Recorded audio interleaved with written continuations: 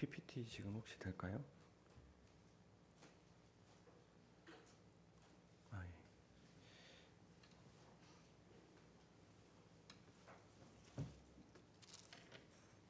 예, 오늘은 저와 함께 선지서 12권이 있죠. 사실 좀 이제 어려운 주제 권이죠. 인데 아모스 서입니다. 여러분 혹시 아모스라고 좀 아십니까? 저는 이 아모스를 이제 본문으로 받게 되었을 때 제가 들어보지 못한 설교 중에 하나다. 좀 난감하긴 했습니다. 그 학생들한테는 이제 딱풀로도 유명한 아모스 혹시 아시나요?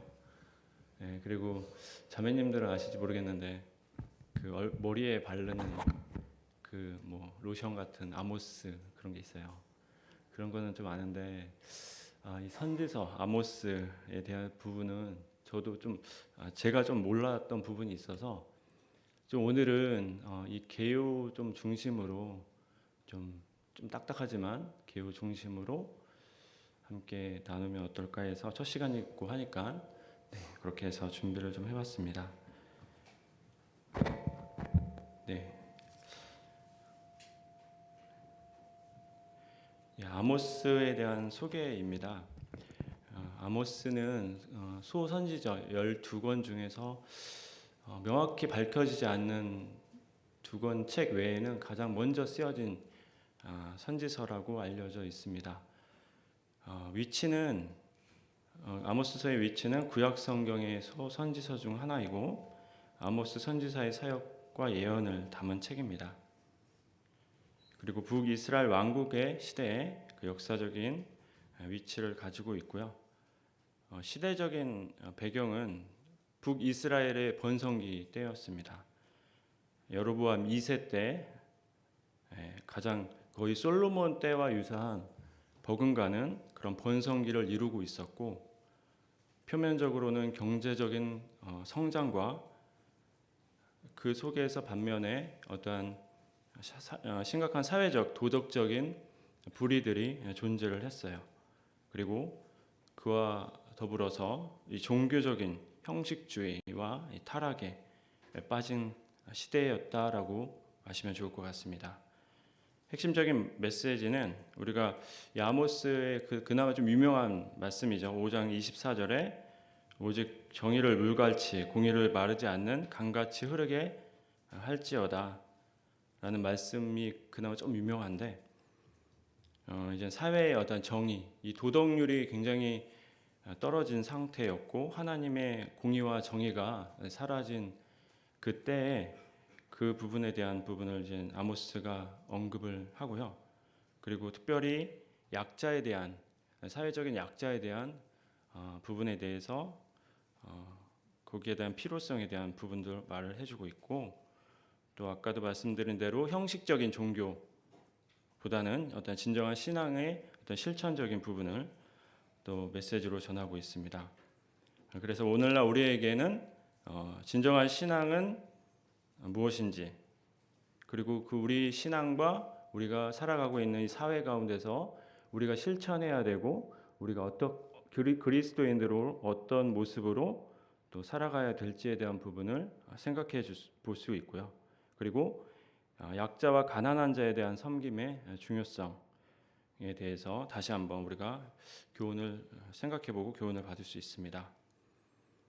그리고 형식적인 종교의식, 신앙, 형식적인 어떤 신앙이 될 수 있는 우리의 모습들에 대해서 그러면 우리가 형식에서 벗어나 우리가 진정으로 어떤 신앙을 추구하며 살아야 될지에 대한 부분을 생각해 볼 수 있습니다. 목소리가 되게 깔아앉는 게 원래 좀 목소리 톤이 낮긴 한데 오늘 그 건강검진을 하고 수면 내시경을 하고 왔거든요. 지금도 좀 잠에 취해 있는 것 같아요. 그래서 좀 이해를 해주시기 바랍니다.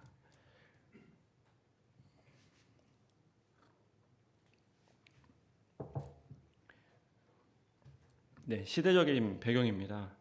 좀 반복적인 내용들이 좀 많이 있긴 한데 이 전체적인 어떠한 개요의 이제 중요성은 이 큰 이 그림을 알아야 이제 내용들이 조금씩 보이기 시작하거든요.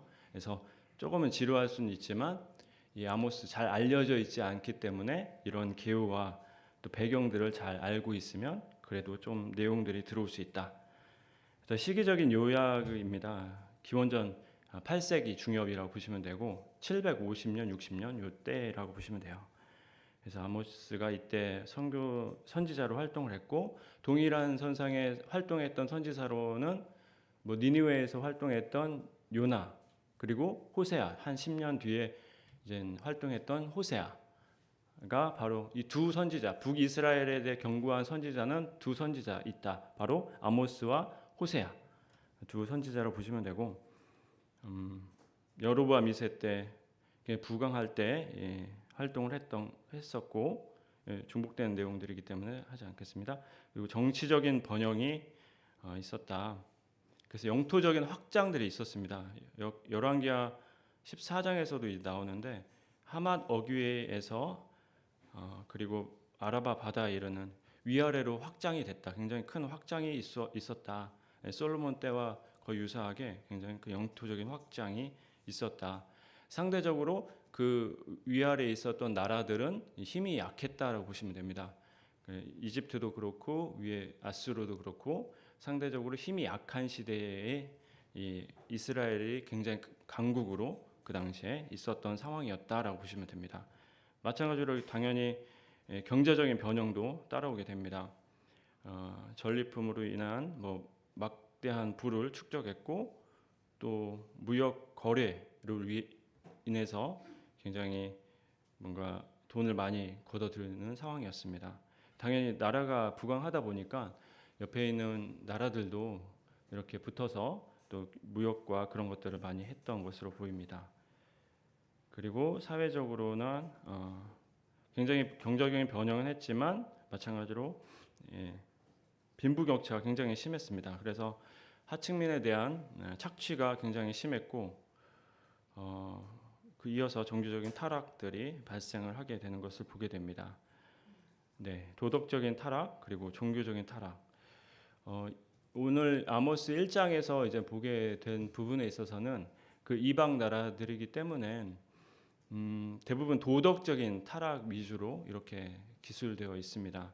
하지만 이제 뒤에서는 이제 핵심적인 북이스라엘에 대해서는 나올 때는 종교적인 도덕적인 타락뿐만 아니라 이 종교적인 타락까지도 함께 쓰여졌다라고 보시면 될 것 같습니다.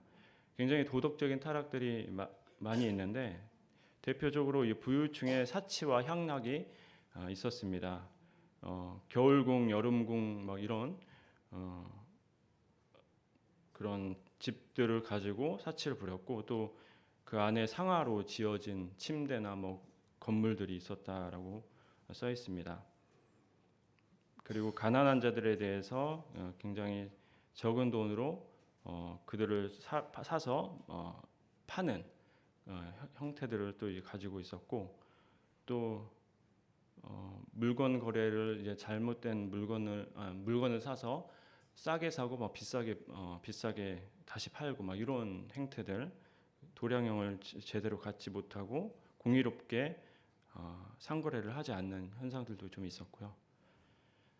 도덕적인 타락뿐만 아니라 이 종교적인 타락, 형식적으로 그들을 제사를 드렸지만 형식적인 제사를 드렸고 그리고 그들이 안식일이나 뭐 월삭 같은 절기를 지킴에 있어서 굉장히 뭐랄까 자기는 그러니까 쉬면서 안식을 누리면서 하나님을 예배하고 기억하는 시간이 아니라 그들은 그 시간을 아까워했던 것 같아요. 아까워했습니다. 그래서 빨리 그 시간이 지나서 내가 장사하고 돈을 벌어야 되는 시간인데 그 시간을 아까워하는 그런 세태들이 좀 있었고 그 다음에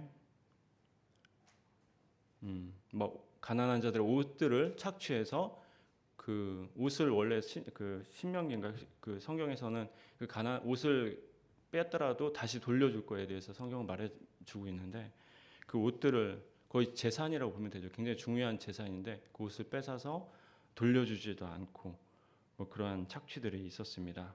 그리고 나시린이라고 하는 그런 서약들을 그들이 깨고 성적으로 타락한 모습들도 가지고 있었습니다. 그 아모스의 선지자에 대한 인물을 또 소개를 해드리도록 하겠습니다. 출신 지역은 남유다의 드구아 지역입니다. 예루살렘에서 한 10km 밑에 떨어져 있는 지역이었고요. 그의 직업은 목자라고 표현되어 있습니다. 그리고 뽕나무를 재배했다고 합니다. 그래서 어떤 선지자 교육을 받았던 어떤 생도의 그런 선지자가 아니라 목자로서 하나님의 부르심을 받았던 선지자였다라고 보시면 됩니다. 뽕나무라고 되어 있지만 실제적으로는 그 무화과 나무가 좀 더 적합할 것 같고요. 그래서 그런 동물을 기르고 그런 나무를 기르었던 사람이었습니다. 그리고 사회적으로는 뭐 사실 평범한 평민이었겠죠. 그가 뭐 부자였을 수도 있겠죠. 부자였을 수도 있고 또 그렇지 않을 수도 있는데 중요한 거는 그가 전문적인 어떤 교육을 받지 않았던 사람이었던 것 같습니다. 하지만 그가 책을 쭉 읽어보면 좀 시적인 표현들이 좀 있고 그런 것들을 보면 그런 우리가 다윗도 굉장히 시적인 표현들을 많이 하고 하잖아요. 그런 것처럼 이 배경 때문에 아마도 그런 표현들, 시적인 표현들이 좀 쓰여져 있지 않나라는 생각을 해보게 됩니다. 아모스의 이름의 의미는 짐진자입니다. 굉장히 적합한 이름이다라고 좀 생각이 들었는데요.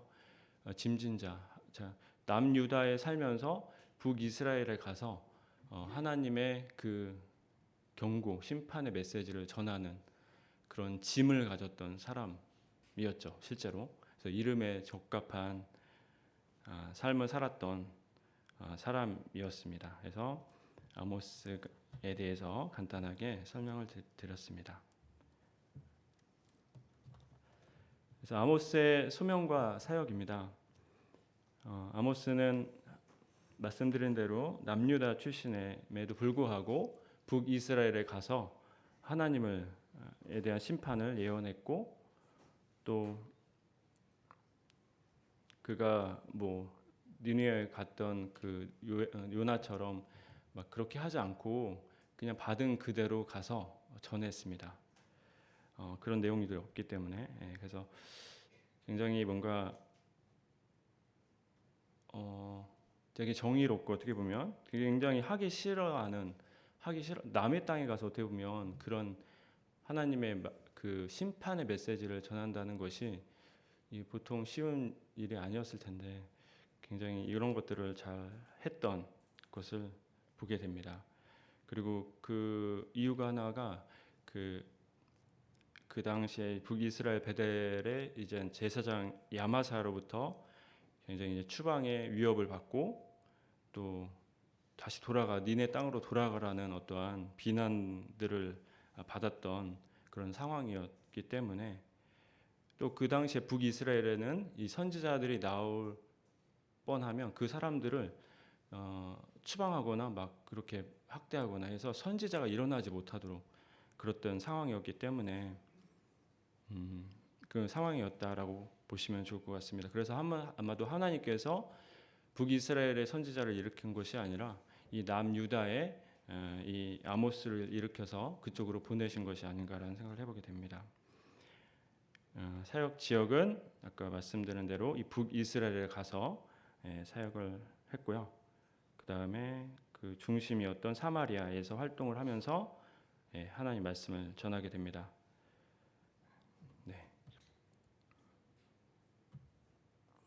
전체적인 구조입니다. 1장에서 2장까지는 하나님의 이방 땅이었던 그 6국가죠. 이방 정확하게 따지면 6국가에 대한 심판을 선포를 하게 되고 어떻게 보면 일반적인 도덕적인 어떤 기준에 의해서 보편적인 심판들을 하게 되는 것을 보게 되고 그 다음에 그 3장에서 6장까지는 구체적으로 이 북이스라엘에 대한 본격적인 죄에 대한 부분을 낱낱이 고발합니다. 그들의 도덕적인 불의와 종교적인 위선에 대한 부분을 고발을 하고요. 그 다음에 다섯 가지 환상을 통해서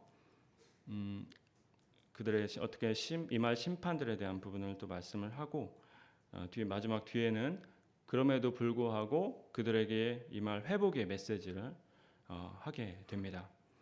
그래서 크게는 세 가지 부분으로 구분되어 있다라고 보시면 좋을 것 같습니다. 이제 1장과 2장에 대한 조금 더 자세한 부분입니다. 오늘 해야 될 부분이긴 한데 아까 말씀드린 대로 6개 국가, 이스라엘 주변의 6개 국가를 그에 대한 심판에 대한 경고들을 하게 됩니다.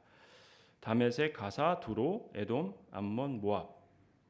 이따가 이제 지도를 통해서 확인해 보시면 좀 더 왜 이 나라들을 하나님께서 심판하시는지에 대한 부분을 좀 더 입체적으로 와닿게 볼 수 있을 것 같고요. 본격적인 이제 이스라엘에 대한 심판이 2장부터 이제 시작이 됩니다. 그래서 유다 같은 경우는 하나님의 율법을 멸시한 것과 그리고 계명을 지키지 않음에 대한 부분을 말씀을 하고 있고, 이스라엘에 대해서는 앞에서 말씀드린 대로 사회적인 불의와 착취, 빈부격차, 가난한 자에 대한 착취, 형식적인 종교의식 위선, 불의한 재판과 약자를 억압했던 부분에 대해서 말해주고 있습니다. 그래서 이 부분에 대한 이제 고발을 하고 있고, 구체적으로 3장, 6장에 대해서는 이렇게 이제 지도자, 가난한 자의 억압, 형식적인 종교 의식에 대한 크게 세 가지 고발들을 하고 있고, 5가지 환상에 대한 부분을 말해주고 있는데, 이 부분은 이제 이렇게 7장에서 9장까지 말씀을 통해서 좀 더 자세히 후에 살펴보면 좋을 것 같습니다. 그리고 성전 파괴에 대한 부분을 통해서 결정적으로 하나님께서 이스라엘을 심판할 것이다라는 것을 말씀을 해주고 있습니다. 하지만 하나님께서 이 북이스라엘에 대한 심판, 그리고 거기에 대한 이제 회복, 다윗의 회복을 말씀을 해주고 있습니다. 그래서 다시 회복시킬 것이라는 어떤 언약들을 하는 것을 보면서 결국에는 하나님께서 이 아모스에 대한 심판은 결국 그 주변의 국가 이스라엘에 대한 심판의 메시지는 그들에게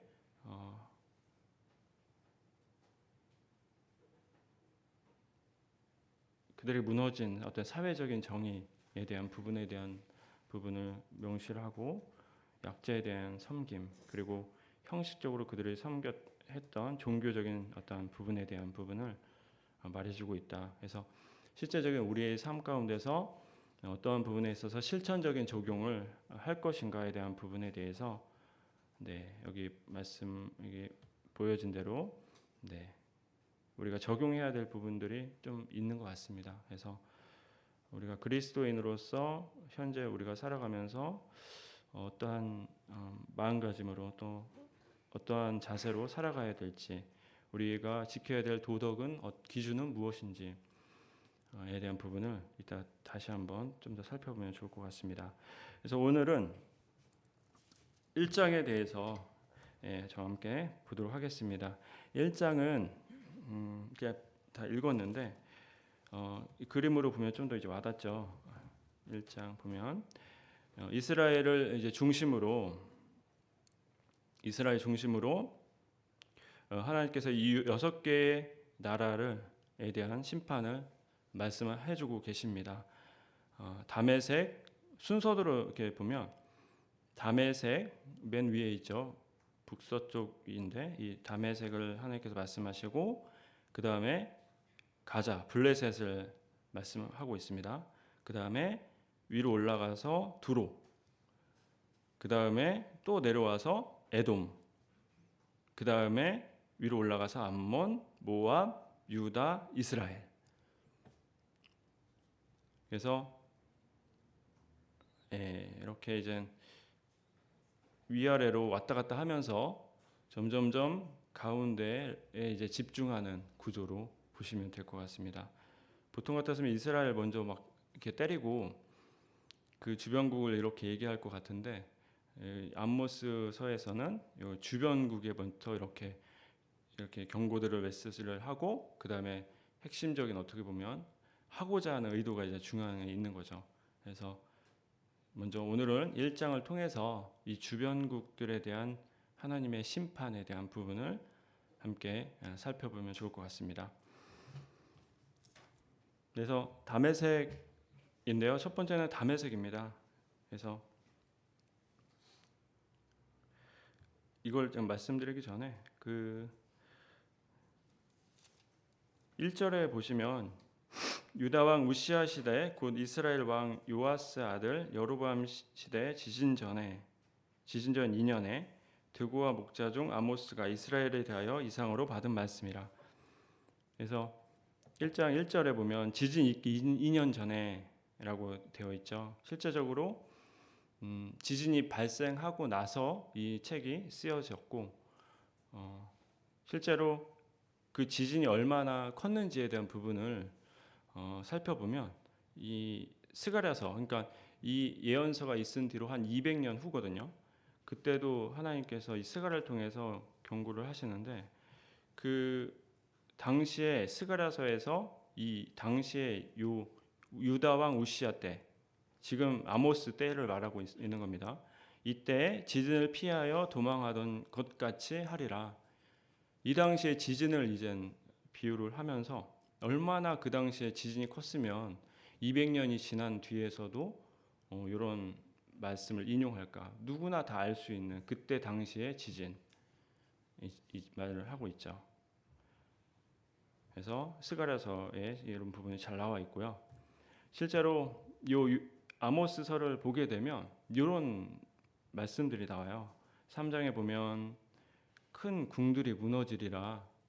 이게 전쟁으로 인해서 무너진 건지 뭐 어떻게 무너진 건지 우리는 좀 헷갈릴 수 있는데, 이런 아까 지진을 말씀을 드린 곳이 바로 이런 부분에 있어서 지진으로 인해서 이것들이 다 무너진 거구나. 큰 집은 갈라지고 작은 집은 터지리라. 그리고 위아래로 막 이렇게 솟구친다. 땅이 위아래로 솟구치는 거죠. 지진도 옆으로 이렇게 수평하게 움직이는 것은 조금 약하지만 위아래로 움직이는 건 굉장히 강하거든요.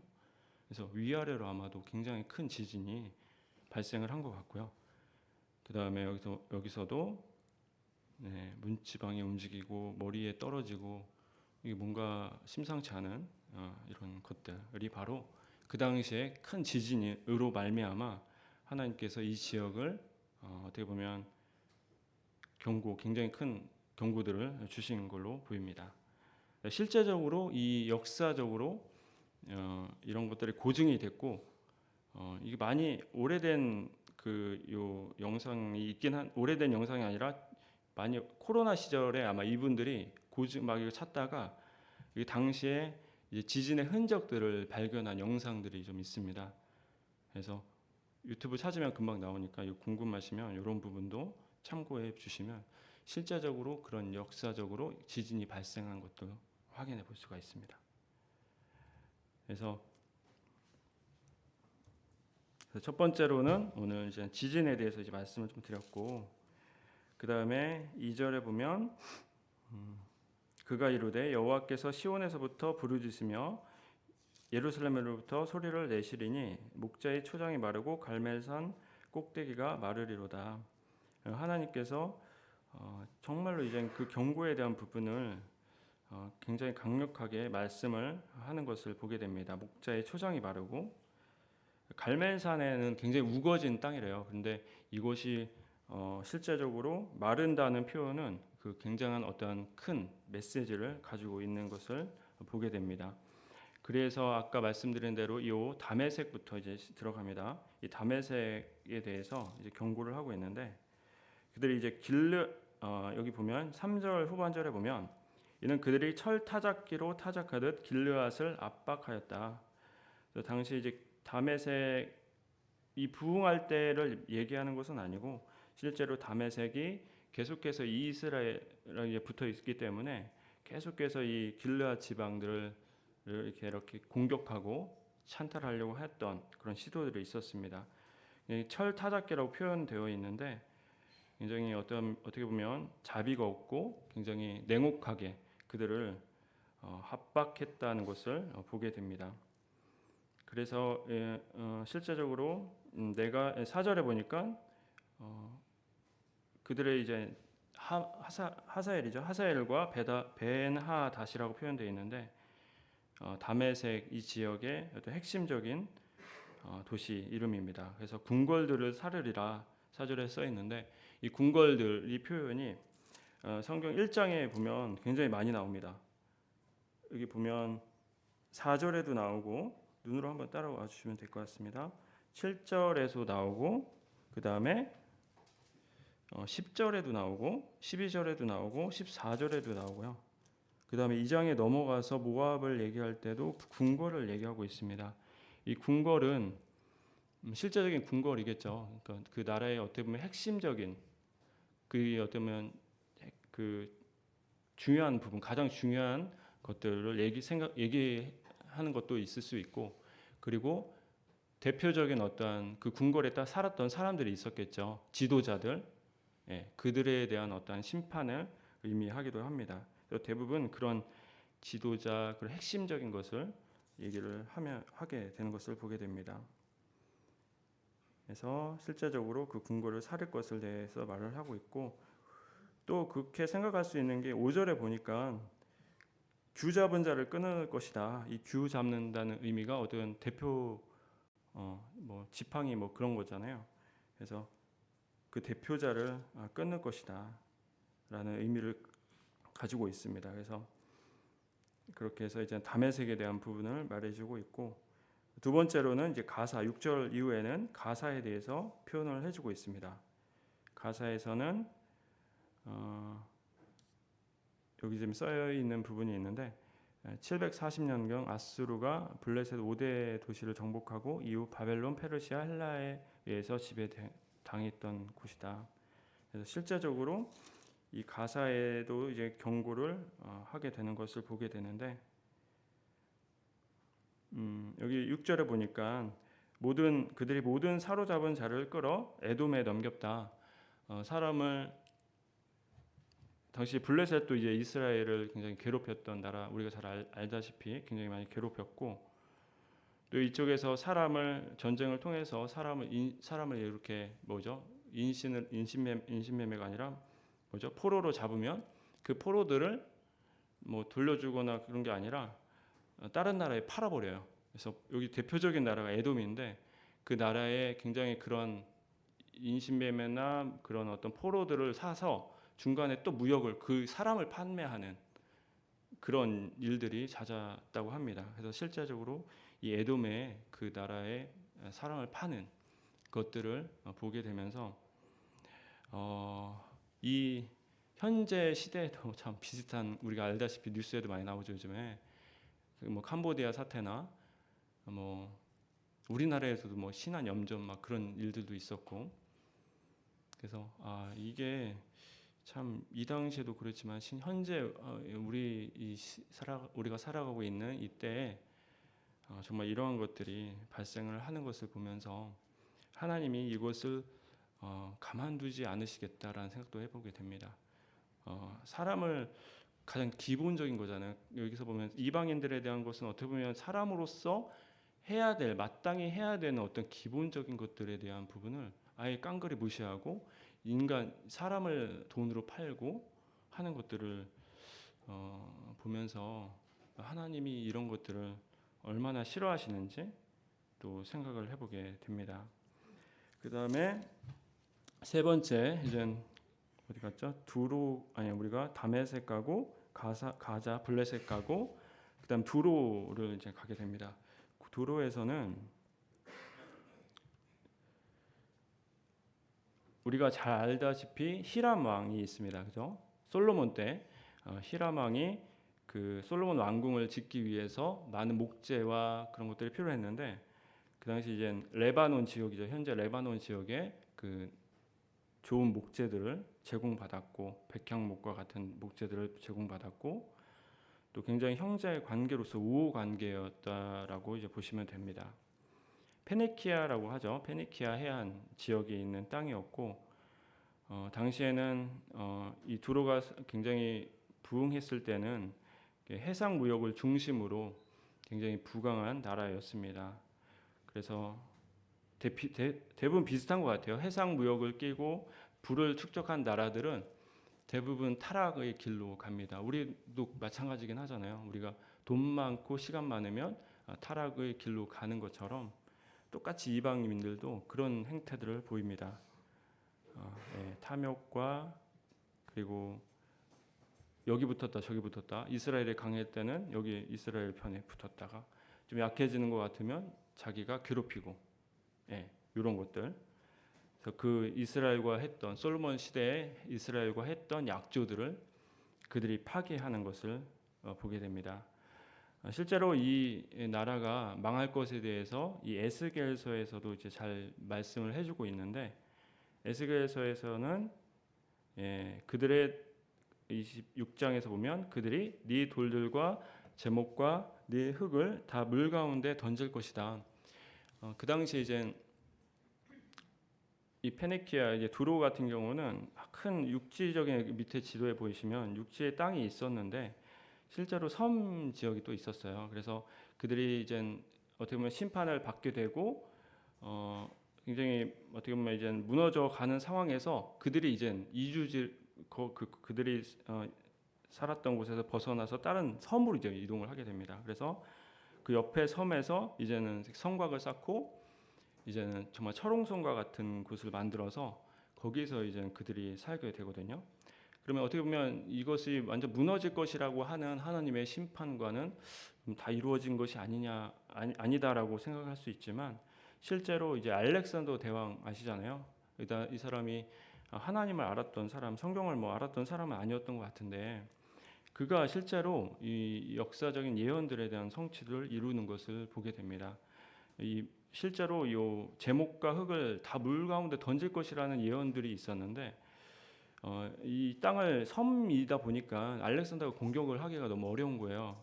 그러다 보면 어떻게 해야 되냐? 이 당시 이제 원래 살았던 두로, 올드 두로에서 쓰러졌던 나무, 막 돌들이 있잖아요. 그런 거 가지고 이 바닷길을 만든 거예요. 어마어마하죠? 이 바닷길을 만들어서 이 바닷길을 통해서 이 두로를 공격해서 무너뜨리는 실제적인 하나님의 예언이 그대로 성취가 되는 것들을 보게 됩니다.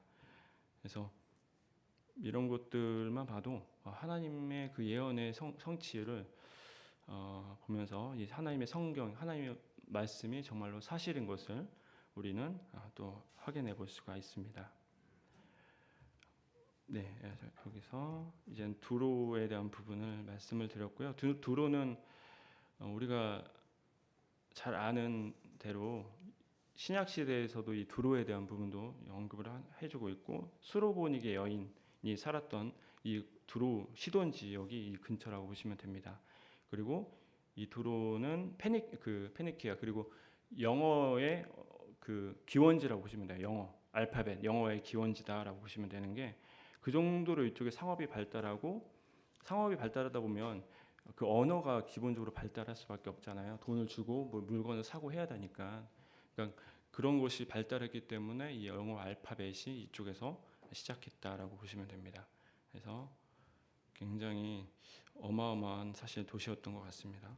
그래서 그런 부분을 말씀을 드렸고 그 다음에 이제 다메섹, 블레셋, 그 다음에 두로, 그 다음에 또 가로질러서 에돔으로 내려옵니다. 에돔으로 보시면 신명기에서는 이 에돔을 내 형제라고 미워하지 말라고 되어 있습니다. 우리 에돔 알다시피 야곱의 형이었죠. 야곱의 형이었고 그 에돔이 실제적으로 이제 원수 같은 이제 나라가 됐죠. 사실 결국에는 그래서 신명기에서는 그가 형제이기 때문에 잘 대할 것에 대해서 말해주고 있지만 실제적으로 그들은 적대적인 관계였습니다. 그들이 출애굽하고 그 에돔 지역을 이렇게 거쳐서 가려고 했는데 이들이 허락하지 않았어요. 이제 허락하지 않았고 다윗 때 결국에 이 에돔이 정복이 됩니다. 그리고 그 뒤로 원한이 좀 더 깊은 원한이 형성이 돼요.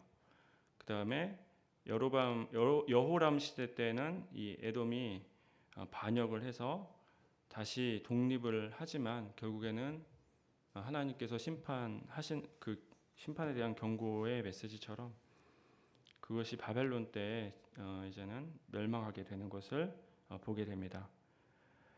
또 그들이 그 당시 586 6세기 이스라엘 바벨론에 침공이 당할 때 그들이 옆에서 막 오히려 막 기뻐하고 멸망을 기뻐하고 약탈한 것에 대해서 같이 막 가담해서 예, 굉장히 얄밉죠.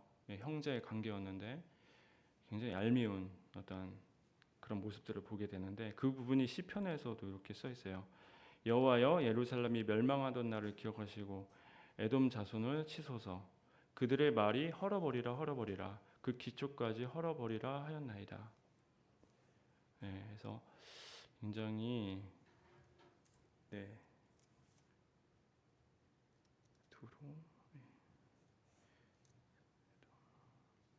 그래서 11절에 이제 보시면 아모스서 11절에 보시면 네. 이는 그가 칼로 그의 형제를 쫓아가며 궁유를 벌이고 항상 맹렬히 화를 내며 분을 끝없이 품었음이라. 예, 굉장히 이제 화가 있었던 사람이었어요. 아까 말했듯이 이 원한의 관계에 있어서 그들은 이 이스라엘을 이 화를 가진 어떤 복수를 하려고 하는 어떤 민족이었던 것 같습니다.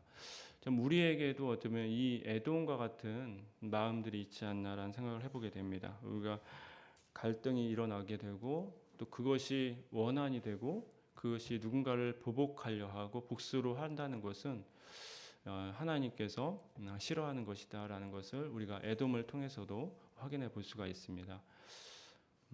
우리 마음 가운데 에돔과 같이 그 원한의 마음이 있다면 누군가가 있다면 한번 우리가 다시 마음을 어떻게 먹어야 될지 다시 한번 생각해 보면 좋을 것 같고요. 그리고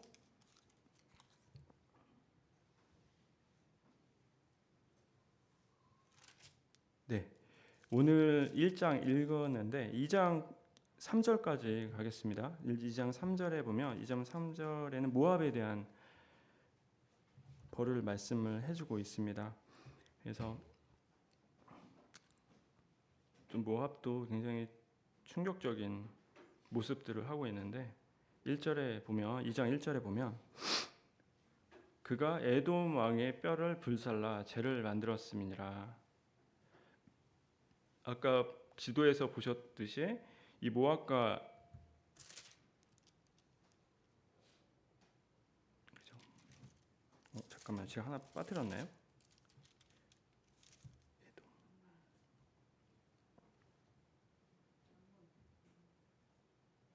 죄송합니다. 암몬을 빠뜨렸네요. 네, 암몬은 13절에 나옵니다. 13절. 13절부터 암몬부터 볼게요. 암몬의 죄에 대해서 말해주고 있고 여기 보니까 후반절에 보니까 자기 지경을 넓히고자 하여 길르앗의 아이벤 여인의 배를 갈랐다. 굉장히 잔인함을 보이고 있습니다. 당시 물론 전쟁의 상황에서는 이런 것이 어떻게 보면 좀 흔하게 발생을 했던 것이긴 하지만 이 아이벤 여인의 배를 갈랐다는 것은 어떻게 보면 그 후환을 두려워해서 그 아이를 죽인 것도 있겠지만 정말 사람으로서 아까 인신매도 잠깐 말씀드렸지만 사람으로서 하지 말아야 될 기본적인 도덕에 대한 부분을 완전히 깡그리 무시하고 그들이 사람을 이렇게 잔인하게 죽이는 것을 보면서 얼마나 이스라엘에게는 하나님께서 한편으로는 무엇을 말하려고 도대체 이런 것들을 먼저 말씀하시는 건가? 사실 뭔가 이들은 사실 하나님 믿지 않았던 백성들이었기 때문에 이방인들은 알지 못했던 사람들이기 때문에 그 기본적인 도덕적인 부분을 계속 지적을 하지만 아까 개요에서도 잠깐 말씀했지만 도덕률뿐만 아니라 이들은 영적인 문제도 있었거든요. 그래서 어떻게 보면 이스라엘이 더 큰 문제들을 가지고 있었던 거죠. 이들은 물론 그렇다고 해서 이방이 족속들이 정상은 아니었죠. 굉장히 잔인하고 하나님 보시기에도 정말로 해서는 안 되는 것들을 하고 있었습니다. 그리고 아까 말씀드린 대로 이 모압으로 이제 넘어오는데요. 이 모압에서는 실제로 암몬은 아까 말씀 못 드렸는데 룻과 이제 동침한 둘째 딸의 딸 근친상을 통해서 태어난 베냐민인가요? 베암민가요? 이름이 기억이 좀 안 나는데 그 족속을 이제 암몬이고 첫째 딸이 이제는 모압입니다. 그래서 이 모압에서는 우상 숭배가 있었어요. 그래서 대표적인 그모스 신, 전쟁의 신이라는 그모스 신이 있었고, 이 솔로몬이 이제 그모스 신을 산당을 세우게 되는 것이 바로 이 모압의 그 이방 신을 섬겼다는 것을 볼 수가 있고요. 우리가 잘 아는 룻이 바로 이 모압 출신이죠. 그리고 열왕기 하에서는 이 모압 왕이 그 인신 제사 자기 아들을 들여서 전쟁에 이제 승리를 하게 되는 것을 보게 됩니다. 그 다음에 모압 같은 경우는 다윗 때에 이제 조공을 바쳤던 그런 배경도 있었고, 오늘 이제 2장에 보니까 에돔 왕의 뼈를 불살라 죄를 만들었다. 에돔하고 그 옆 형제 나라잖아요. 형제 나라인데도 굉장히 사이가 좋지 않았던 것 같습니다. 그것이 바로 이제 그 뭐죠? 역사에서도 열왕기하에서도 이제 나오는데 그 이제 모압을 치기 위해서 이 북이스라엘과 그 다음에 사돈지간이었던 남유다와 그 다음에 세 가지 나라죠. 그 암몬이 아까 말했던 이 암몬 나라가 세 나라가 연합해서 이 모압을 치러 오거든요. 그때 이제 이들이 그 하나님께서 그 땅을 파서 이제 물을 만들고 그 물을 그 모압 족속이 물을 보고 저거 피다라고 생각해서 그들끼리 네 분이 일어나서 우리가 치면 될 거다라고 나갔는데 그렇게 해서 좀 당하죠. 그리고 당한 다음에 다시 돌아와서 그들이 이제는 아들을 인신 제사로 드리게 되거든요. 그래서 굉장히 충격적인 내용들인데 그것이 실제적으로 역사 메사 석비 그 당시 모압 왕이 메사였는데 이 모압 석비에 대해 이게 르브르 박물관에 있는 석비래요. 메사 석비인데 그 당시 이제 모압이 이 그모스 신을 통해서 억압을 받았던 내용들도 있고 또 그 신을 통해서 이스라엘 물리쳤다는 내용들이 기록이 되어 있습니다. 그래서 실제적으로 이 성경의 그대로 예언 말씀 그대로 이 석비를 통해서 이것이 사실로 또 증명된 부분을 확인해 볼 수가 있습니다. 얼마나 그들이 싫었으면 왕의 뼈를 불살라 죄를 만들었겠어요. 그러니까 우리나라에서도 그런 역사가 있었죠. 근데 이제 부관참시라고 하는데 그 영혼마저도 말살시켜 버린다는 의미죠. 그가 가지고 있었던 죽고 나서의 그 영혼마저도 안식을 누리지 못하도록 하는 그런 정말 냉혈하고 잔인하고 거의 사람의 악함의 끝들을 이렇게 보는 것 같습니다. 그래서 여기까지 이제 해서 오늘 1장의 말씀들을 쭉 어떻게 보면 개요적인 측면으로 좀 말씀을 드렸고요.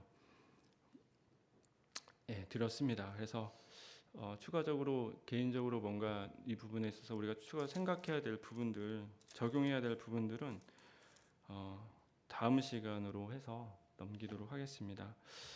그래서 오늘은 여기까지 하고요. 오늘 지진 얘기하니까 우리 내일 또 수능이잖아요. 저 항상 서대문에 올 때마다 그 수요 집회 나오는 고3들 보고 그 당시 예전에 수능 보기 전날 포항에서 지진 났던 게 또 생각이 나요. 그래서 우리 고3들 위해서 또 기도해 주시고 또 우리가 한편으로는 오늘 말씀 들었던 그 이방 나라들의 어떻게 보면 그 도덕적인 폐악들을 통해서 결국에는 하나님께서 이 포커싱을 이스라엘에게 맞추잖아요. 이스라엘은 어떤 보면 책임이 있었던 거란 생각이 듭니다. 그들의 중심에서 하나님을 섬겼던 사람들로서 그들이 마땅히 행해야 될 것들에 대해서 제대로 하지 못하고 또 살았기 때문에 그들 이방 족속 또한 그렇게 되지 않았나라는 어떤 책임적인 측면을 생각해 볼 수 있습니다. 물론 다음 시간에 또 이 부분에 대해서 말씀을 드릴 텐데요. 우리가 어떻게 이럴 수가 있냐라는 생각을 하지만 실제적인 우리의 모습이다라고 보시면 좋을 것 같습니다. 우리가 얼만큼 하나님 없이 살아간다면 이와 다르지 않다라는 생각을 해보게 되고, 여기에 대해서 우리가 여전히 바라고 의지해야 되고 추구해야 될 것이 바로 하나님이다라는 생각을 해보게 됩니다. 이상으로 마치고 기도하고 마치도록 하겠습니다.